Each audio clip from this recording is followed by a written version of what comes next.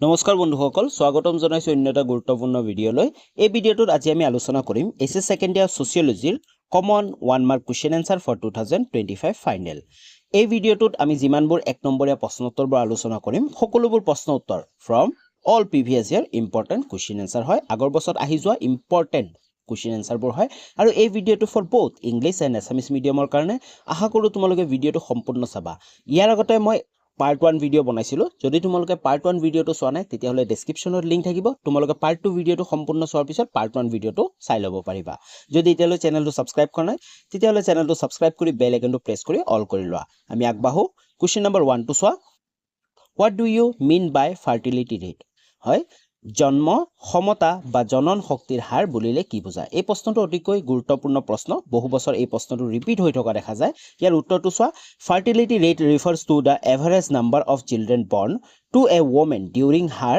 productive years জন্ম ক্ষমতা বা জনন শক্তিৰ হাৰ মানে হৈছে এগৰাকী মহিলাই নিজৰ প্ৰজনন যোগ্য অৱস্থাত গড়কৈ কিমান সন্তান জন্ম দিয়ে তাকে আমি কি বুলি যাও কি বুলি কম ফাৰ্টিলিটি ৰেট অথবা জন্ম ক্ষমতা বা জনন শক্তিৰ হাৰ বুলি কোৱা হয় বুজি পাইছা নেক্সট কোৱেশ্চন লাগবাহু কোৱেশ্চন নম্বৰ 2 টো চোৱা হু ইজ ইয়াংকলি কোন অতিকৈ গুৰুত্বপূৰ্ণ প্ৰশ্ন এই প্ৰশ্নটো বহু বছৰ ৰিপিট হৈ থকা দেখা যায় চোৱা ইয়াংকলি কোন হয় Ayyankali is a social reformer from India the leader of the lower classes and the lead Ayyankali ভাৰতীয় এজন সমাজ সংস্কাৰক তেখেতে নিম্ন শ্ৰেণী আৰু দলিতসকলৰ নেতা আছিল মনত ৰাখিবা ইয়াংকলি কোন আছিল নিম্ন শ্ৰেণীৰ আৰু দলিতসকলৰ তেওঁ নেতা আছিল বুজি পাইছা নেক্সট কোৱেশ্চন লাগবাহু কোৱেশ্চন নম্বৰ 3 টো চোৱা what do you mean by exterior caste বহিভূত জাতি বুলিলে কি বুজা অতিকৈ ইম্পৰ্টেন্ট প্ৰশ্ন হয় exterior caste refers to a group of people who are considered outside the traditional caste system হয় বহিভূত জাতি বুলিলে সেই সকলক বুজা যায় সেই সকলক মানুহক বুজোৱা হয় যি সকল প্ৰচলিত জাতি প্ৰথাৰ বাহিৰৰ বিবেচিত হয় হয়নে মানে বাহিৰৰ যোনকিটা থাকে সেই জাতিত নাথাকে তেওঁলোকক কি বুলি কোৱা হ'ব বহিভূত জাতি বুলি কোৱা হ'ব নেক্সট কোৱেশ্চন লাগবাহু কোৱেশ্চন নম্বৰ 4 টো চোৱা who mentioned the Harijans are the men of God কোনে হৰিজন সকলক ভগৱানৰ মানুহ বুলি আখ্যা দিছিল এই প্ৰশ্নটো বহু বছৰ ৰিপিট হৈ থকা দেখা যায় আৰু ইম্পৰ্টেন্ট প্ৰশ্ন হয় ইয়াৰ উত্তৰটো চোৱা ইয়াৰ উত্তৰটো হৈছে একেবাৰে সহজ মহাত্মা গান্ধী মনত ৰাখিবা মহাত্মা গান্ধীয়ে কি কৈছিল তেওঁ কৈছিল যে মেনশন কৰিছিল যে Harijans are the men of God হৰিজন সকল ভগৱানৰ মানুহ বুলি তেওঁ উল্লেখ কৰিছিল ওকে নেক্সট কোৱেশ্চন লাগবাহু কোৱেশ্চন নম্বৰ 5 টো চোৱা who first used the term দলিত শব্দটো প্ৰথমে কোনে ব্যৱহাৰ কৰিছিল এই প্ৰশ্নটো ইম্পৰ্টেন্ট প্ৰশ্ন যোৱা বছৰৰ আহি গৈছিল ইয়াৰ উত্তৰটো চোৱা to consolidate the place of the untouchable in the powerful Gotato of West India called Dalit Panthers the word Dalit was widely used অস্পৃশ্যসকলৰ নেতাসকল আৰু পশ্চিম ভাৰতৰ দ্য দলিত পেন্থাৰ্ছ নামৰ শক্তিশালী গোটটোৱে তেওঁলোকৰ স্থান সুদৃঢ় কৰিবৰ বাবে দলিত শব্দটো বহুলভাৱে ব্যৱহাৰ কৰিছিল ওকে নেক্সট কোৱেশ্চন লাগবৰ আগতে যদি ভিডিওটো লাইক কৰা নাই তেতিয়াহলে ভিডিওটো এটা লাইক কৰি দিয়া আৰু চেনেলটো সাবস্ক্ৰাইব কৰি লগতে বেল আইকনটো প্ৰেছ কৰি অল কৰি ল'ব নাপাহৰিবা বেল আইকনটো প্ৰেছ কৰি অল কৰি ৰাখিলেহে তোমালোকে নটিফিকেশনবোৰ পাই থাকিবা আৰু যি নতুন ভিডিও আপলোড হ'ব সেই ভিডিওবোৰৰ নটিফিকেশনবোৰ তোমালোকে পাই থাকিবা আৰু ডেসক্ৰিপচনত টেলিগ্ৰাম চেনেলৰ লিংক আছে তোমালোকে টেলিগ্ৰাম চেনেলটো জয়েন হৈ ল'বা কাৰণ টেলিগ্ৰাম চেনেলত যিমানবোৰ নতুন ভিডিও আহে তাৰ আপডেটবোৰ পাই থাকিবা আৰু লগতে কিছুমান ইম্পৰ্টেন্ট কোৱেশ্চন আনসাৰ থাকে যিবোৰ ইউটিউবত ভিডিও হিচাপে দিয়া নাযায় সেইবোৰ মই কি টেলিগ্ৰামত দি দিও তো তোমালোকে সকলোৱে আশা কৰো টেলিগ্ৰাম চেনেলটো জয়েন হৈ ল'বা আৰু ডেসক্ৰিপচনত মোৰ ইনষ্টাগ্ৰাম আইডিৰ লিংক আছে যদি তোমালোকৰ কিবা কোৱেশ্চন থাকে সুধিব থাকে তেতিয়াহলে তোমালোকে ইনষ্টাগ্ৰামত সুধিব পাৰা আমি আগবাঢ়ো কোৱেশ্চন নম্বৰ 6 টো চোৱা who wrote the book স্ত্ৰী পুৰুষ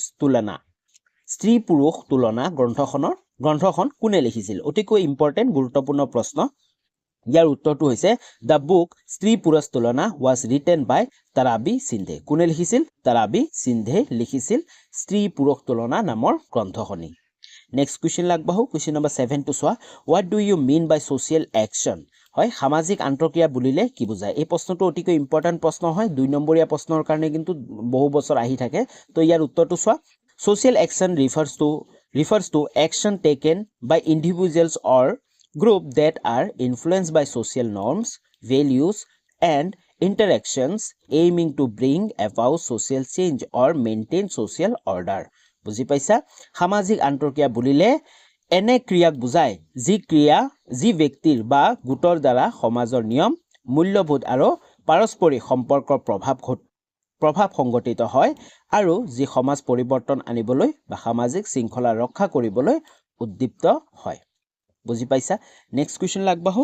কুৱেশ্যন নম্বৰ 8 টো চোৱা। Where is the birthplace of democracy? গণতন্ত্ৰৰ জন্মস্থান ক'ত? এই প্ৰশ্নটো অতিকৈ ইম্পৰ্টেণ্ট প্ৰশ্ন আৰু তোমালোকে জানি থোৱা দৰকাৰ যি ডেমক্ৰেচিৰ বাৰ্থ প্লেচ কোনটো বুলি কোৱা হয়। তো ইয়াৰ উত্তৰটো হৈছে the birth place of democracy is ancient Greece. হয়, গণতন্ত্ৰৰ জন্মস্থান হৈছে প্ৰাচীন গ্ৰীচ বা গ্ৰীচ বুলিও লিখি দিব পাৰা তোমালোকে। নেক্সট কুৱেশ্যন নম্বৰ 9 টো চোৱা। Write the name of the novelist of the novel Invisible Man. Invisible Man উপন্যাসিকজনৰ নাম লিখা। ইয়াৰ উত্তৰটো চোৱা তোমালোকে the novelist of the novel Invisible Man is Ralph Ellison. মনত ৰাখিবা নামটো। ইনভিজিবল মেন উপন্যাসখনৰ উপন্যাসিক হৈছে ৰাল্ফ এলিছন। নামটো ভালকে তোমালোকে মনত ৰাখিবা। Okay, next question. যেতিয়া তোমালোকক সোধে যে ইনভিজিবল মেন যি উপন্যাসটো আছে কোনে লিখিছিল, তেওঁ লিখিছিল Ralph Allison. Next question number 10 টো চোৱা। What is কলনিয়েলিজম? ঔপনিৱেশিকতাবাদ কি? এই প্ৰশ্নটো অতিকৈ ইম্পৰ্টেণ্ট প্ৰশ্ন আৰু এই প্ৰশ্নটোৰ উত্তৰ কিন্তু আমি পাৰ্ট 1 ভিডিঅ'ত আলোচনা কৰিছোঁ। যদিও তোমালোকে প্ৰথমে এই পাৰ্ট 2 ভিডিঅ' চাইছা, পাৰ্ট 1 ভিডিঅ'টো চোৱা নাই, তেতিয়াহ'লে পাৰ্ট 2 ভিডিঅ'টো সম্পূৰ্ণ চোৱাৰ পিছত পাৰ্ট 1 ভিডিঅ'টো তোমালোকে চাবাই, কাৰণ পাৰ্ট 1 আৰু পাৰ্ট 2 চালে তোমালোকৰ 1 নম্বৰীয়া ছ'চিয়লজিৰ কাৰণে বহুখিনি তোমালোকৰ কমন পৰি যাব। নেক্সট কুৱেশ্যন নম্বৰ 11 টো চোৱা। What is টেভেংগা? টেভেংগা কি? এই প্ৰশ্নটো অতিকৈ ইম্পৰ্টেণ্ট প্ৰশ্ন। টেভেংগা কি? উত্তৰটো চোৱা। টেভেংগা was peasant movement in Bengal in 1946 to 47, demanding 2/3 of the harvest for sharecroppers instead of the existing 1/2 system. টেভেংগা হৈছে 1946 পৰা 1947 চনৰ সময়লৈকে সময়ছোৱাত বেংগালত, এইটো বঙালীত লিখা হৈছে, বঙালী বুলি লিখা হৈছে, বঙালী নহয়, প্ৰথমতে বঙাল বুলি কোৱা হৈছিল, বঙালী, তাৰপিছত তোমালোকে বেংগল বুলি লিখিবা। বেংগলত হোৱা এটি কৃষক আন্দোলন য'ত ভাগ হোৱা কৃষকসকলৰ বাবে ফচলৰ 2/3 দাবী কৰা হৈছিল, যাৰ সলনি তেতিয়া তেওঁলোকক মাত্ৰ অৰ্ধেকহে দিয়া হৈছিল। ওকে, নেক্সট কুৱেশ্যন নম্বৰ 12 টো চোৱা। When was the first population policy introduced in India?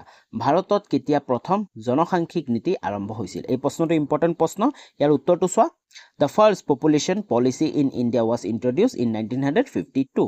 ভাৰতত প্ৰথম জনসাংখ্যিক নীতি 1952 চনত আৰম্ভ হৈছিল। মনত ৰাখিবা কেতিয়া আৰম্ভ হৈছিল? 1952 চনত, 1952 চনত ইন্ট্ৰডিউচ হৈছিল অথবা আৰম্ভ হৈছিল population policy.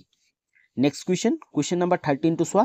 What is the full form of NRC? এইটো হাফ নহয়, এইটো ফুল হ'ব, ফুল ফৰ্ম অফ NRC। NRCৰ সম্পূৰ্ণ নাম কি? অতিকৈ ইম্পৰ্টেণ্ট প্ৰশ্ন। NRCৰ সম্পূৰ্ণ নাম হৈছে নেশ্যনেল ৰেজিষ্টাৰ অফ চিটিজেন্স। হয়, মনত ৰাখিবা নেশ্যনেল ৰেজিষ্টাৰ অফ চিটিজেন্স বা অসমীয়াত ভাৰতীয় নাগৰিক পঞ্জী বুলিও কোৱা হয়। নেক্সট কুৱেশ্যন নম্বৰ 14 টো চোৱা। Right a name of the leader of Indian reform movement. ভাৰতৰ সমাজ সংস্কাৰ আন্দোলনৰ এজন নেতাৰ নাম লিখা। এই প্ৰশ্নটো অতিকৈ ইম্পৰ্টেণ্ট, প্ৰয়োজনীয় প্ৰশ্ন হয়, অতি গুৰুত্বপূৰ্ণ প্ৰশ্ন। ইয়াৰ উত্তৰটো হৈছে ৰাজা ৰামমোহন ৰয়। ৰাজা ৰামমোহন ৰায়। মনত ৰাখিবা ইণ্ডিয়ান ৰিফৰ্ম মুভমেণ্ট এজনৰ নাম যদি লিখিব দিয়ে তেতিয়াহ'লে তোমালোকে ৰাজা ৰামমোহন ৰয় লিখিব লাগিব। নেক্সট কুৱেশ্যন নম্বৰ 15 টো চোৱা। What is capitalism? পুঁজিবাদ কি? উত্তৰটো চোৱা। কেপিটেলিজম অথবা কেপিটেলিজম মানে হৈছে an economic system where private individuals or businesses own and control industries, trade and production for profits. পুঁজিবাদ হৈছে কি?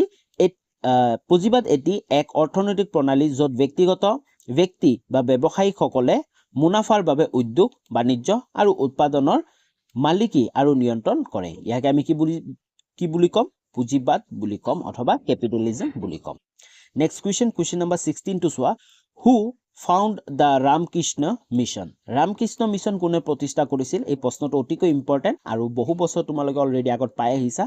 এটো জেনাৰেল নলেজৰো প্ৰশ্ন হয় বহু কেইটামান কম্পিটিটিভ এক্সামতো এই প্ৰশ্নটো আহি থকা দেখা যায় তো ইয়াৰ উত্তৰটো চোৱা Swami Vivekananda founder the Ramakrishna Mission in 1897 Swami Vivekananda 1897 চনত ৰামকৃষ্ণ মিছন প্ৰতিষ্ঠা কৰিছিল তোমালোকে দুটা উত্তৰ পাই গলা ৰামকৃষ্ণ মিছন কোনে প্ৰতিষ্ঠা কৰিছিল স্বামী বিবেকানন্দই কৰিছিল কেতিয়া কৰিছিল 1897 চনটো মনত ৰাখিবা 1897 চনত তেওঁ প্ৰতিষ্ঠা কৰিছিল Next question number 17 to soa which day is observed as International Women Day কোনটো দিন আন্তঃৰাষ্ট্ৰীয় নাৰী দিৱস হিচাপে পালন কৰা হয় সৰি নাৰী স্পেলিংটো অকমান ভুল হৈছিল তাৰ কাৰণে মই কাটি দিছো এইটো প্ৰশ্ন অতিকৈ ইজি আৰু সকলোতকৈ সহজ প্ৰশ্ন হয় লাষ্ট ইয়াৰো এই প্ৰশ্নটো আহি গৈছে তো ইয়াৰ প্ৰশ্নৰ উত্তৰটো মই তোমালোকক কৈ নিদো তোমালোকে কমেন্ট কৰি জনোৱা যি সকলে তোমালোকে জনা সকলোৱে 17 লিখি কেনে তোমালোকে উত্তৰটো কমেন্ট কৰি জনোৱা Next question lagbahu question number 18 to soa when was the right to information act passed by the Parliament of India তথ্য জনাৰ অধিকাৰ আইনখন ভাৰতত কেতিয়া গৃহীত হৈছিল ইয়াৰ উত্তৰটো চোৱা the right to information act was passed by the Parliament of India on 15 June 2005 কেতিয়া তথ্য অধিকাৰ আইনখন ভাৰতৰ সংসদে 15 জুনত কেতিয়া মনত ৰাখিবা তাৰিখটো 15 জুনৰ 2005 তাৰিখে কি কৰা হৈছিল গৃহীত কৰা হৈছিল নেক্সট কোৱেশ্চন লাগবাহু কোৱেশ্চন নম্বৰ 19 to সোৱা in which year first trade union was established in India কোন চনত ভাৰতবৰ্ষৰ প্ৰথম শ্ৰমিক সংঘ গঠিত হৈছিল এই প্ৰশ্নটো ইম্পৰ্টেন্ট প্ৰশ্ন হয় ইয়াৰ উত্তৰটো সোৱা the first trade union in India was established in 1918 হয় ভাৰতবৰ্ষৰ প্ৰথম শ্ৰমিক সংঘ 1918 চনত গঠিত হৈছিল মনত ৰাখিবা কেতিয়া গঠিত হৈছিল 1918 চনত নেক্সট কোৱেশ্চন লাগবাহু কোৱেশ্চন নম্বৰ 20 to সোৱা অতিকৈ ইম্পৰ্টেন্ট প্ৰশ্ন হয়টো who is known as forest man of India ভাৰতৰ অৰণ্য মানৱ বুলি কাক জনা যায় এই প্ৰশ্নটো অতিকৈ ইম্পৰ্টেন্ট প্ৰশ্ন